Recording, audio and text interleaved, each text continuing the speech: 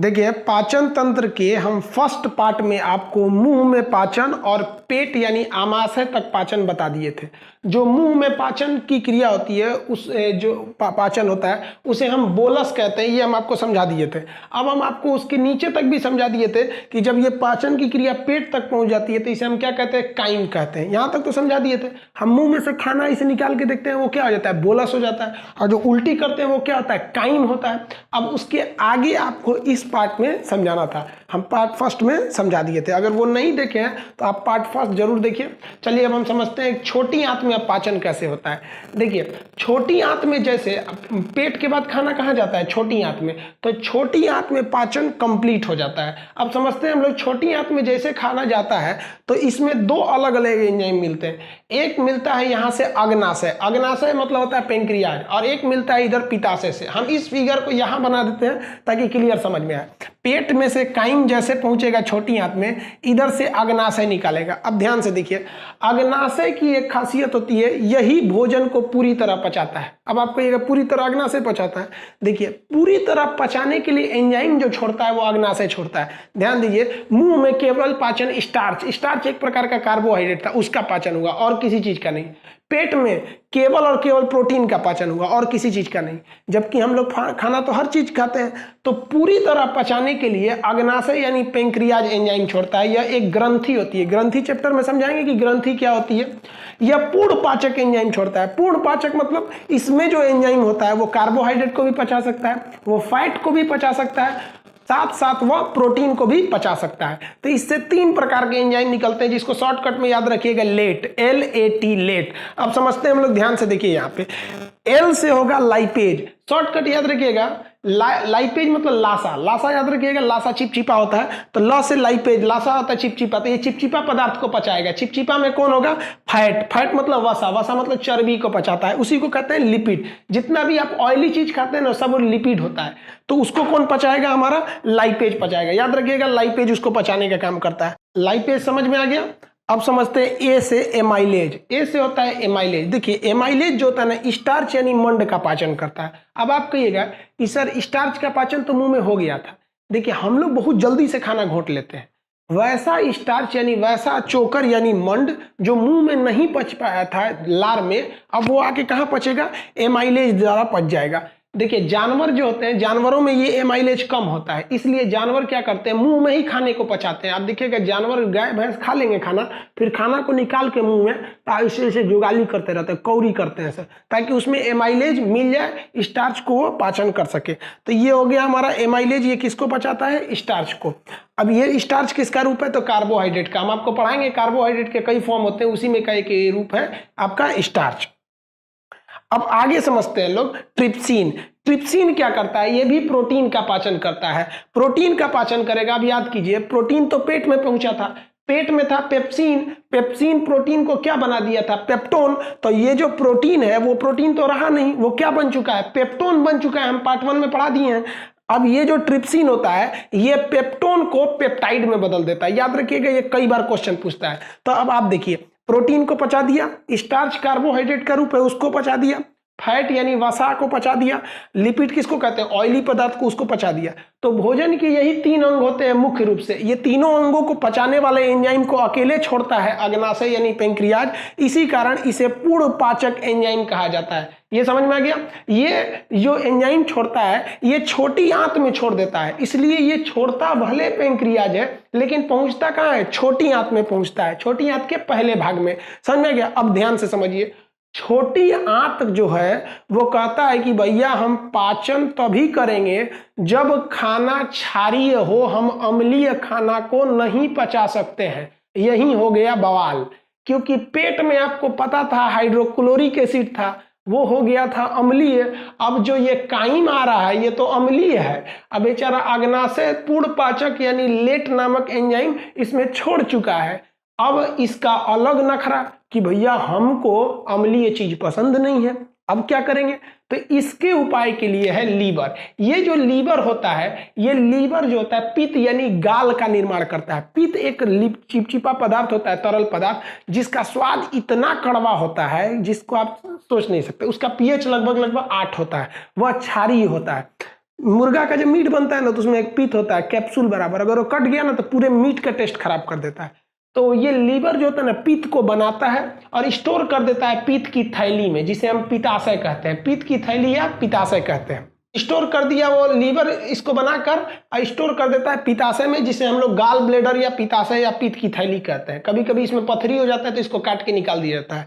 निकाल देने से कोई दिक्कत नहीं होता है, क्योंकि निर्माण कौन कर रहा था? लीवर कर रहा था, पित्ताशय केवल स्टोर करता था। अब ध्यान दीजिए, अब ये जो होता है ना पित्ताशय, ये क्या करेगा, इसमें क्या छोड़ देता है? पित्त छोड़ देता है। पित्त एक चीज लिक्विड होता है, जो ये भोजन अम्लीय था उसको क्या कर देगा? क्षारीय कर देता है। तो देखिए कितना बढ़िया काम किया, क्षारीय कर देगा। ये पूर्ण पाचक एंजाइम छोड़ दिया। अब छोटी आंत कहता है हाँ अब हम अस्थिर पचाएंगे। तो भोजन को क्षारीय करने का काम पित्त करता है। कहेगा पित्त बनता कहाँ है? लीवर में। स्टोर कहाँ रहता है? पित्ताशय में। और ये आके कहाँ मिलता है? छोटी आंत में मिल जाता है। भोजन को क्या कर देता है? क्षारीय कर देता है। साथ ही साथ यह वसा को भी पचाता है। वसा को पचाने की क्रिया इमल्सिफिकेशन कहलाता है। वसा को पचाने की क्रिया क्या कहलाएगा? इमल्सिफिकेशन। समझ में आ गया? अब ध्यान दीजिए, लीवर क्या करेगा? पित्त यानी गाल का निर्माण करेगा। पित्ताशय यानी गाल ब्लेडर ये पित्त को स्टोर करता है। इसका पीएच कितना होता है? 8 होता है। यह भोजन को क्षारीय कर देता है, वसा का पाचन करता है। अब सबसे बड़ी चीज क्या है? क्वेश्चन पूछता है वह कौन सा ऐसा पदार्थ है जो एंजाइम न होते हुए भी पाचन का काम करता है? तो यही है पित्त, जो एंजाइम न होते हुए भी पाचन का काम करता है। अब ध्यान दीजिए, ध्यान से, बड़ा टिपिकल क्वेश्चन होता है कि वह कौन सा हार्मोन है जो छोटी आंत से निकलता है? छोटी आंत के ऊपरी भाग से निकलता है। ये पूरा छोटी आंत है, छोटी आंत के ऊपरी भाग से 2 हार्मोन निकलता है। वह हार्मोन जो पित्त की थैली को कहता है अरे जल्दी जल्दी पित्त छोड़ो, पित्त छोड़ो। क्यों? क्योंकि खाना आ रहा है, जल्दी क्षारीय करो। तो जो पित्त निकालने के लिए हार्मोन निकलता है उसे कहा जाता है कोलेसिस्टोकाइनिन। कौन सा काइनिन? कौन सा हार्मोन? कोलेसिस्टोकाइनिन। तो कोलेसिस्टोकाइनिन हार्मोन इसे क्या कर देता है? उत्तेजित करता है। यह हार्मोन कहाँ बनता है? छोटी आंत में। जैसे ये हार्मोन निकलेगा, यहां से क्या निकल जाएगा? पित्त निकल जाएगा और भोजन क्या हो जाएगा? क्षारीय। अब बात यहां आता है कि अग्नाशय से जो पूर्ण पाचक एंजाइम है उसे छोड़ने के लिए कौन सा हार्मोन छोड़ा जाता है? तो यह छोटी आंत एक और हार्मोन छोड़ती है जिससे कि अग्नाशय से क्या निकलने लगे? एंजाइम निकलने लगे। ये तीनों, उसे हम लोग कहते हैं सेक्रेटिन। कौन सा एंजाइम? सेक्रेटिन। यहां लिख देते हैं हम सेक्रेटिन। यहां लिख दिए। अग्नाशय किसके द्वारा उत्तेजित होता है? Secretin hormone. तब ध्यान से समझे, सेक्रेटिन हार्मोन अग्नाशय से एंजाइम निकलने के लिए उत्तेजित करता है। और कोलेसिस्टोकाइनिन हार्मोन यहां लिखा है ना, कोलेसिस्टोकाइनिन हार्मोन जो ये है, कोलेसिस्टोकाइनिन हार्मोन, ये इधर से कहता है तुम पित्त छोड़ो। अब ये दोनों हार्मोन निकलते कहां है? सब छोटी आंत से। एक निकालता है पित्ताशय से पित्त और एक निकालता है अग्नाशय से एंजाइम। पित्ताशय से पित्त निकालने के लिए कोलेसिस्टोकाइनिन हार्मोन और अग्नाशय से एंजाइम निकालने के लिए सेक्रेटिन। समझ आ गया? इतना समझ में आ गया? अब इसका एक स्क्रीनशॉट ले लीजिए आप लोग, फिर हम आगे समझा देते हैं छोटी आंत में क्या क्या क्रिया होती है। भोजन जो पहुंचता है वो कहां पहुंचेगा? वो ड्यूडेनम में पहुंचेगा। ड्यूडेनम में किसी भी प्रकार का एंजाइम नहीं निकलता है, याद रखिएगा, यहाँ एंजाइम नहीं निकलता, इसलिए ड्यूडेनम में पाचन नहीं होता है। ड्यूडेनम में 2 प्रकार के हार्मोन निकलते हैं। एक निकलता है कोलेसिस्टोकाइनिन जो पित्ताशय से पित्त निकालता है, और एक निकलता है सेक्रेटिन जो अग्नाशय से ये पूर्ण पाचक रस निकलता है। समझ में आ गया? अब ये जो एंजाइम निकला है ये भोजन में अच्छी तरह मिल जाए, इसके लिए जरूरी है भोजन को फैलाया जाए। आप देखते होंगे घर की महिलाएं जब वो चावल बीनती हैं तो चावल को पहले इसे फैला देती हैं, इसे छींट देती हैं सूप में, फिर बीनती हैं। तो भोजन सब ड्यूडेनम में ही रहता है, इसलिए इसको फैलाने के लिए जगह चाहिए। तो ये फैलाने का जगह जो देता है वो जेजुनम देता है। तो देखिए ड्यूडेनम में भी पाचन नहीं हुआ, जेजुनम में भी नहीं हुआ। ये यहाँ हार्मोन निकला और जेजुनम उन लोग को जगह दे दिया फैलने के लिए। इतना समझ में आ गया? अब ये छोटी आंत का सबसे निचला जो भाग होता है उसे हम कहते हैं इलियम। इलियम में पाचन भी होता है और अवशोषण भी होता है, और यहीं पे पाचन कंप्लीट हो जाता है। इसीलिए कहा जाता है कि छोटी आंत में पाचन भी होता है और अवशोषण भी होता है। वह मेन काम कहाँ होता है? तो इलियम में होता है। इलियम में एक एंजाइम पाया जाता है जिसे कहते हैं इरेप्सिन। यह इरेप्सिन प्रोटीन को पचाएगा। अब जरा देखिए, प्रोटीन पेट में आया तो बन गया पेप्टाइड, पेप्टोन।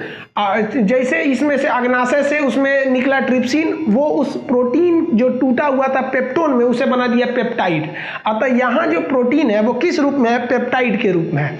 तो ये क्या करता है? इरेप्सिन इस पेप्टाइड को, या पेप्टाइड किसका रूप है? प्रोटीन का रूप है, यह प्रोटीन का रूप है। तो इस प्रोटीन को क्या कर देता है? एमिनो एसिड में बदल देता है। तो यहाँ पर पाचन पूरी तरह से क्या हो जाता है? कंप्लीट हो जाता है। तो प्रोटीन का पाचन कहाँ कंप्लीट हुआ? तो छोटी आंत में। तो प्रोटीन 3 जगह पहुंचता है, एक आमाशय द्वारा, अग्नाशय द्वारा और छोटी आंत द्वारा। यहां समझ में आ गया?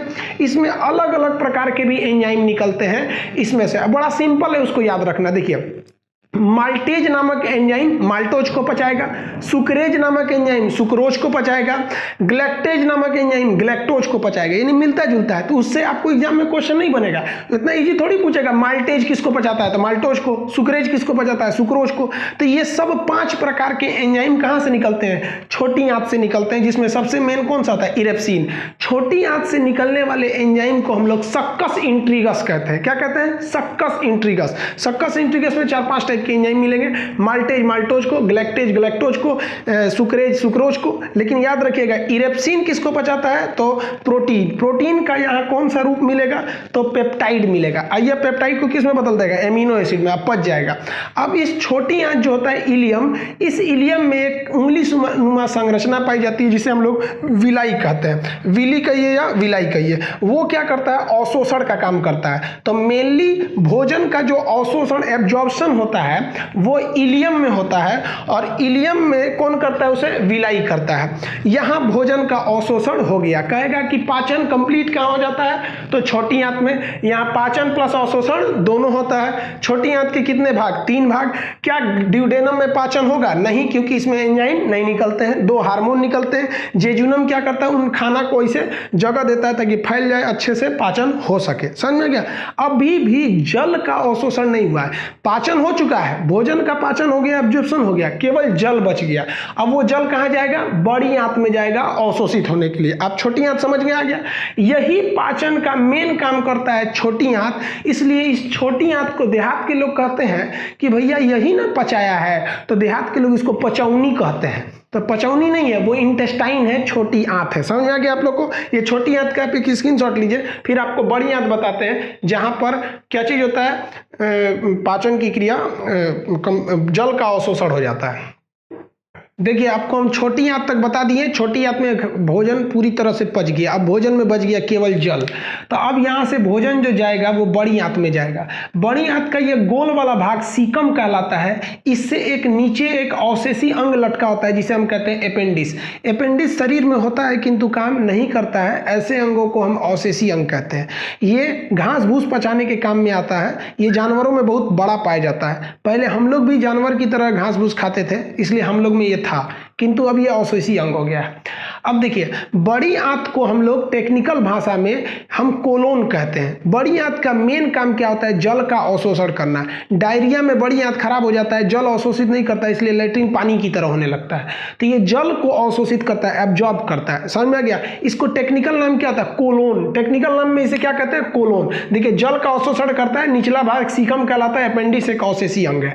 बड़ी आंत के भाग को क्या कहते हैं? कोलोन कहते हैं। 4 प्रकार के कोलोन मिलेंगे। देखिए, ये ऊपर की ओर जा रहा है तो इसे कहते हैं एसेंडिंग कोलोन। तो ये ऊपर की ओर एसेंडिंग कोलोन। ये सीधा हो गया, सीधा को क्या कहते हैं? क्षैतिज या ट्रांसवर्स। तो ये हो गया एसेंडिंग कोलोन, ये हो गया ट्रांसवर्स कोलोन, और ये नीचे उतर रहा है तो ये हो गया डिसेंडिंग कोलोन। तो देखिए, बड़ी आंत का टेक्निकल नाम कोलोन। ऊपर गया तो एसेंडिंग कोलोन, इधर गया तो ट्रांसवर्स कोलोन, नीचे उतरा तो डिसेंडिंग कोलोन। अब बताइए, ये तो एकदम टुकड़ा है, तो लाइन के टुकड़ा को लाइन सेगमेंट, तो कोलोन के टुकड़ा को सेगमेंट, कोलोन का सेगमेंट, तो इसे कहते हैं सेगमोइड कोलोन। सेगमेंट मतलब टुकड़ा, तो सेगमोइड कोलोन, ये हो गया सेगमोइड कोलोन। इसी सब में क्या होता है भाई? जल का क्या कर दिया जाता है? अवशोषण कर दिया जाता है। समझ में आ गया आप लोग को? किसी को कोई दिक्कत नहीं? अब ये नीचे का हिस्सा होता है, इसे हम लोग कहते हैं रेक्टम। ये निचला भाग जो हो गया, ये हो गया आपका रेक्टम हो गया, इसे हम लोग कहते हैं रेक्टम। अगर एक तरह से इसको लिखें तो 5वां भाग हो जाएगा आपका रेक्टम। रेक्टम को कहते हैं मलाशय। मलाशय क्या होता है? इसी में भोजन जाके जो पूरी तरह से भोजन को पचा लिया गया है उसको हम लोग कहते हैं काइल। तो यहाँ पे क्या पहुंचेगा? काइल पहुंचेगा। काइल, काइल जो होता है वही लेट्रिन का रूप होता है। तो मुंह में हुआ तो बोलस बना, पेट से निकला तो क्या बना, काइम, और आंत से निकला तो बन गया काइल। तो यही काइल मलाशय में क्या रहता है, स्टोर रहता है, समझ गया। इसी में बिलिरुबिन नाम का एक लिक्विड मिल जाता है, वो बिलिरुबिन को लीवर मिला बनाया रहता है, वही भोजन में मिला देता है। बिलिरुबिन के कारण लेट्रिन का रंग पीला हो जाता है। और लेट्रिन कहाँ जमा रहता है, ये रेक्टम में जमा रहता है, मलाशय में, और ये एनस यानी गुदा के रास्ते बाहर चला जाता है। अब देखिए ध्यान से, जब कभी ये रेक्टम में जहाँ लेट्रिन जमा रहता है, काइल के रूप में जमा रहता है, वहां पे कभी कभी घाव बन जाता है या उधर मांस बढ़ने घटने लगते हैं सब, तो उससे ये रास्ते में रुकावट आने लगती है। इसको एक बीमारी कहते हैं, जिसे हम बवासीर या पाइल्स नाम की बीमारी कहते हैं। ऑपरेशन करके उस मांस को काट के निकाल दिया जाता है। तो यहां तक तो समझ में आ गया, ये कंप्लीट पाचन हो गया, किसी को कोई दिक्कत नहीं ना। अब आगे समझते हैं पाचन से कुछ ऐसे क्वेश्चन जो एग्जाम में पूछे जाते हैं। तो आपको बड़ी आंत समझ में आ गया। बड़ी आंत का सिंपल सी बात भाई, ये जल का केवल अवशोषण करता है, पाचन नहीं करता है। इसको टेक्निकली भाषा में कोलोन कहते हैं, ascending colon, transverse colon, descending colon, sigmoid colon. नीचे उतरा तो रेक्टम, रेक्टम से बाहर चला गया तो आपको ये हो गया आपका एनस। कितना समझ में आ गया, इसका आप एक स्क्रीनशॉट लीजिए, फिर आगे हम जो एग्जाम में क्वेश्चन पूछते हैं उसको बताते हैं। देखिए, भोजन में जो पाचन के मेन 3 अंग होते हैं, कार्बोहाइड्रेट, फैट और प्रोटीन। प्रोटीन सबसे जटिल होता है, इसे पचाना बहुत मुश्किल होता है। हम पूरा पाचन बता दिए हैं, आप थोड़ा स्टेप बाय स्टेप समझिएगा कहाँ कहाँ क्या होता है। प्रोटीन का पाचन, आमाशय में क्या निकलता है, पेप्सिन। आमाशय का पेप्सिन इस प्रोटीन को क्या बना देता है, पेप्टोन में बदल देता है। उसके बाद आमाशय से ये जाता है जैसे आगे, तो अग्नाशय से, अग्नाशय का ट्रिप्सिन जो होता है इस पेप्टोन को क्या बदल देता है, पेप्टाइड में बदल देता है। तो यहाँ हो गया पेप्टाइड। अब ये पहुंचेगा आंत में, छोटी आंत में। तो अब देखिए, अब ये कहां पहुंचा, छोटी आंत में। तो छोटी आंत का जो इरेप्सिन होता है, छोटी आंत का इरेप्सिन इस पेप्टाइड को किस में बदल देता है, एमिनो एसिड में। तो ये आपका एक फ्लो हो गया, आप इसको ध्यान से समझिएगा। प्रोटीन का पाचन कैसे होता है समझ में आ गया आप लोग को। पेट में क्या बन जाएगा, पेप्टोन। अग्नाशय उसे क्या कहेगा, पेप्टाइड। और छोटी आंत इसे क्या कर देगा, एमिनो एसिड। पेट में कौन सा एंजाइम, पेप्सिन। अग्नाशय में ट्रिप्सिन, इंटेस्टाइन में यानी छोटी आंत में इरेप्सिन। समझ में आ गया आप लोग को प्रोटीन का पाचन। अब जो भोजन के अलग अलग रूप थे उसको समझिए। जब मुंह में भोजन को कूच दिया गया, भोजन को मुंह में कूचा गया तो उसे क्या कहते हैं, बोलस। उसके बाद भोजन कहाँ पहुंचा था, पेट में। जब पेट में उसको खूब पाचन वाचन किया गया तो उसे क्या किया गया, काइम। उसके बाद कहाँ गया, आंत में अवशोषण हो गया, बड़ी आंत में जल अवशोषण हो गया, ये क्या बन गया, काइल। और काइल में बिलिरुबिन की वजह से काइल पीला हो जाता है, जिसे हम लेट्रिन कहते हैं। समझ में आ गया। मुंह से खाना निकाल के देखते हैं वो क्या है, बोलस। उल्टी कर देते हैं वो क्या है, काइम। और जो मलमूत्र त्याग देते हैं वो क्या हो जाता है, काइल हो जाता है। तो ये भोजन का रूप समझ में आ गया। अब देखिए, पाचन के कई स्टेप्स होते हैं, चरण होते हैं। बेसिकली 5 चरण होते हैं। जब हम भोजन को मुंह में निगलते हैं ना, तो उसे कहते हैं इंजेशन। उसे क्या कहते हैं, इंजेक्शन नहीं, इंजेशन। तो इसे अंतःकरण कहते हैं। जैसे भोजन को मुंह में लिए, अब पाचन चालू हो जाएगा। पाचन स्टार्ट कहाँ से होता है, मुंह से। खत्म कहाँ हो जाता है, आपका छोटी आंत में। सबसे देर तक भोजन कहाँ रहता है, पेट में। मुंह में लेने की क्रिया क्या कहेगा, इंजेशन। उसके बाद पाचन चालू हो जाएगा। पाचन पूरा करेंगे लोग तो पाचन पूरा कंप्लीट कहां हो जाता है, छोटी आंत तक। छोटी आंत में पाचन के बाद क्या होगा, एब्जॉर्प्शन होगा, उसका अवशोषण होगा, सोख लिया जाएगा।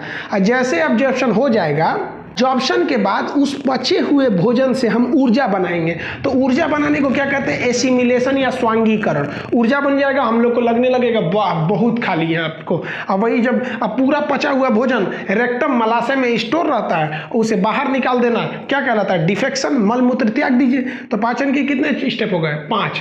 पहला हो गया इंजेशन। जैसे इंजेशन करेंगे पूरा पाचन की क्रिया होगी छोटी आंत तक। इंजेशन के बाद डाइजेशन, डाइजेशन के बाद एब्जॉर्प्शन, पूरा खाना खींच लिया जाएगा। उसके बाद एसिमिलेशन, ऊर्जा बनेगा। उसके बाद डिफेक्शन। समझ में आ गया ये पाचन के स्टेप्स। चलिए इसका स्क्रीनशॉट ले लीजिए।